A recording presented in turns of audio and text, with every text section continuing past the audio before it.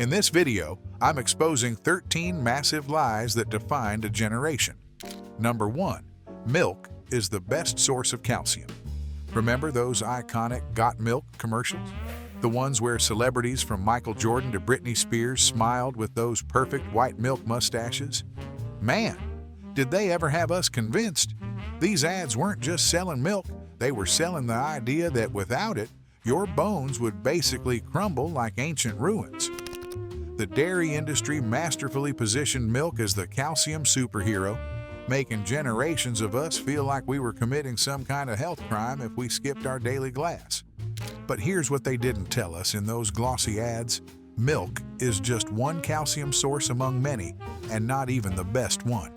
Turns out, those leafy greens our parents forced us to eat actually pack more bioavailable calcium than dairy. A cup of cooked kale delivers calcium your body can absorb more efficiently than what's in milk. Same goes for beans, nuts, and many fortified foods. Number 2. They lied about the food pyramid. If you thought the milk myth was bad, wait until you hear about the food pyramid scheme. That trusty triangle that had us loading our plates with pasta and bread wasn't created to make us healthier. It was designed to sell more grains. Remember that colorful poster hanging in every classroom? The one that told us to eat 6 to 11 servings of bread, cereal, and pasta every single day? What our teachers never mentioned was that this nutritional guideline wasn't primarily crafted by health experts. The USDA's 1992 pyramid was heavily influenced by agricultural industry lobbying, particularly from grain producers who stood to profit enormously from Americans consuming mountains of carbs daily. It's no coincidence that processed grains formed the foundation while healthier fats were relegated to the use sparingly tip. Number 3. If you eat watermelon seeds, a watermelon will grow in your stomach. While the food pyramid misled us about what to eat, adults also terrified us about what not to swallow. Remember those summer barbecues where your parents would yell, "Don't swallow the seeds," as you enjoyed watermelon slices? The fear was real. A tiny black seed accidentally sliding down your throat might turn your stomach into a greenhouse, sprouting vines that would eventually grow out of your ears and mouth.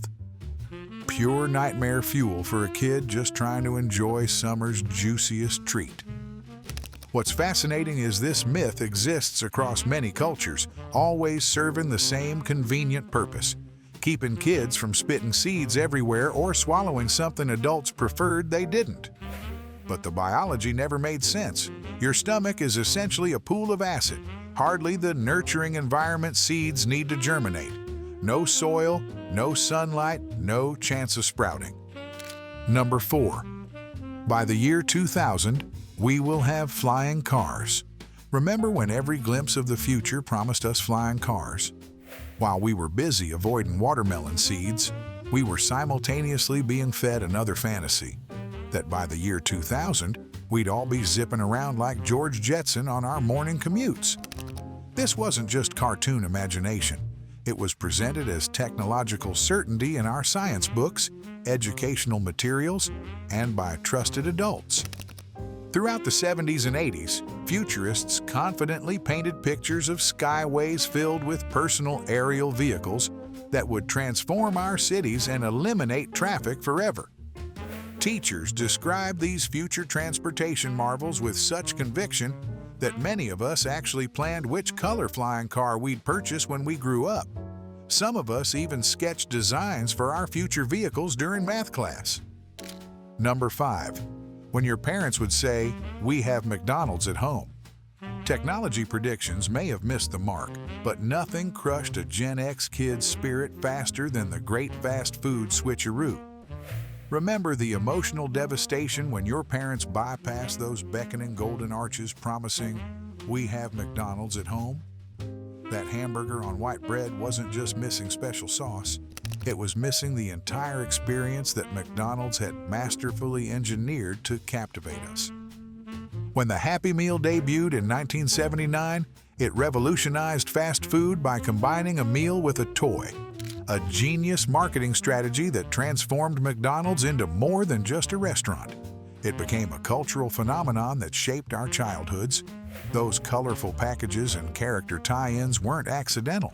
Psychological studies confirm they were specifically designed to appeal to our emotions, making us crave not just the food, but the entire experience. McDonald's partnerships with popular movies and TV shows during the 70s and 80s helped cement the brand as an essential part of growing up. The Golden Arches weren't selling burgers.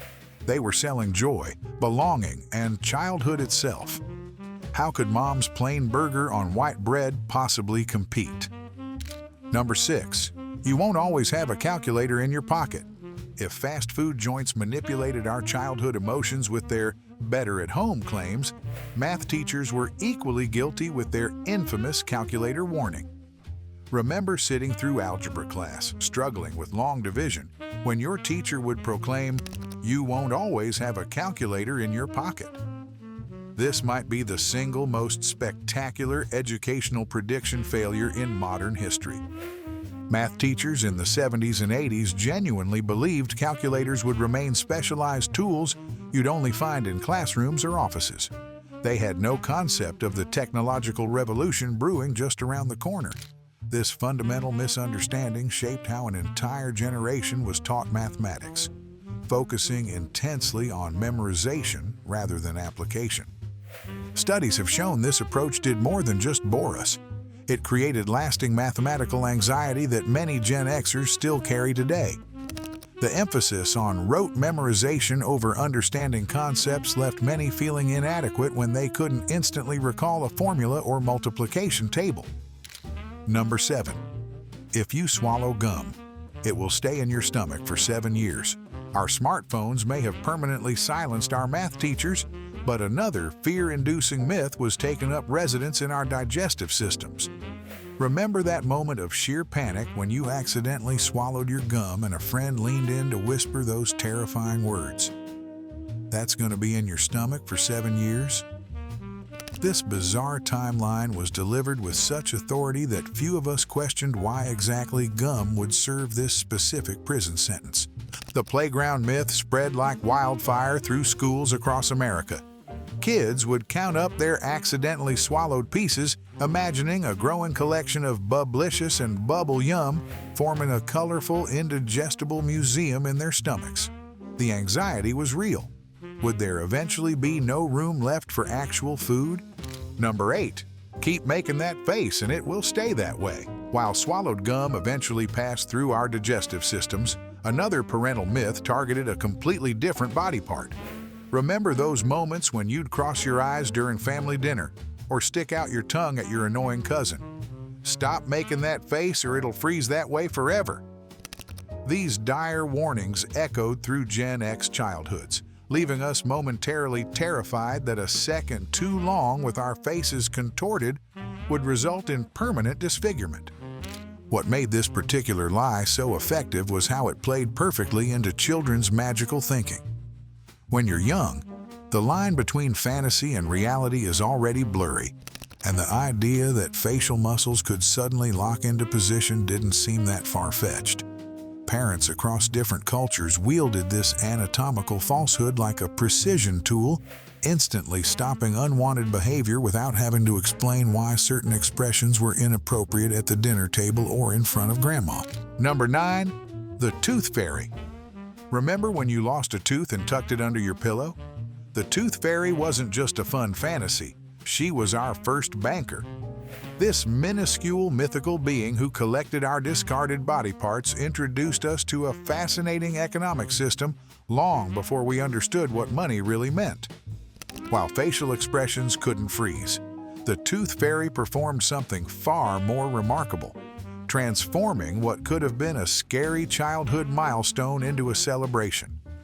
Unlike other childhood figures, this particular sprite served a genuinely practical purpose, helping kids navigate the potentially unsettling experience of parts of their body literally falling out.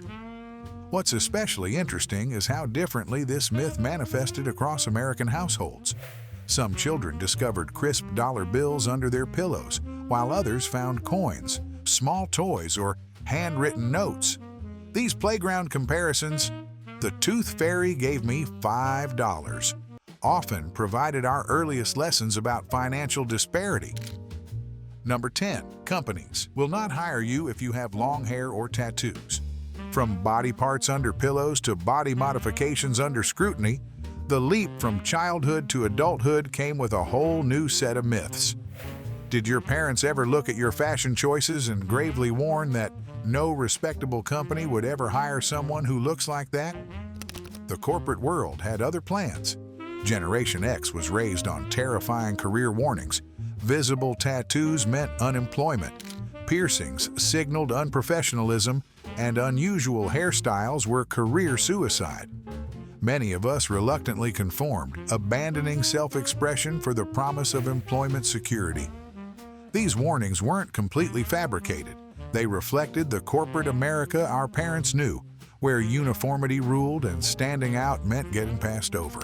What our well-meaning parents couldn't foresee was the workplace revolution brewing. That 2021 survey showing 57% of employers relaxing dress codes would have shocked them speechless. Even more surprising, the 70% of Americans who now view tattoos as acceptable in professional settings, a dramatic leap from just 30% a couple decades ago. Number 11. Eating fats makes you fat. Just as corporations eventually embraced our exterior self-expression, nutrition science gradually exposed another big lie we'd swallowed whole. Remember those Snackwell's cookies we demolished in the 90s, feeling virtuous with each bite? The "fat makes you fat" mantra that defined a generation's eating habits was built on scientific quicksand. Number 12. You must wait 30 minutes after eating before swimming. After learning how food companies misled us about fat, it's time to dive into another childhood myth that kept us high and dry. How many summer afternoons did you spend staring longingly at the pool, forbidden to enter because you'd just eaten? The 30-minute swimming rule wasn't just inconvenient.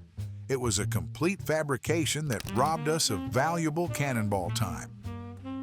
Wait 30 minutes after eating or you'll get cramps and drown. Parents and lifeguards delivered this warning with the seriousness of a national security threat. We'd sit at the pool's edge, our legs dangling in the water, watching the seconds tick by on those waterproof Casio watches, while perfectly good swimming time evaporated in the summer heat. Number 13. Social Security numbers won't exist when you're older. From pool safety myths to retirement fearmongering, what if the biggest financial scare of our childhoods was just as exaggerated as the swimming rule? When experts warned us that Social Security wouldn't exist by the time we grew up, they created a generation perpetually waiting for an economic collapse that never quite arrived as predicted. Remember the certainty in adults' voices during the 70s and 80s when they'd say, "Social Security will be completely bankrupt before you retire"? This wasn't presented as a possibility. It was treated as an absolute fact, like gravity or death taxes. These predictions weren't completely baseless. They stemmed from legitimate concerns about changing demographics and longer life expectancies. But somewhere along the way, reasonable worries transformed into doomsday prophecies that shaped how an entire generation approached financial planning.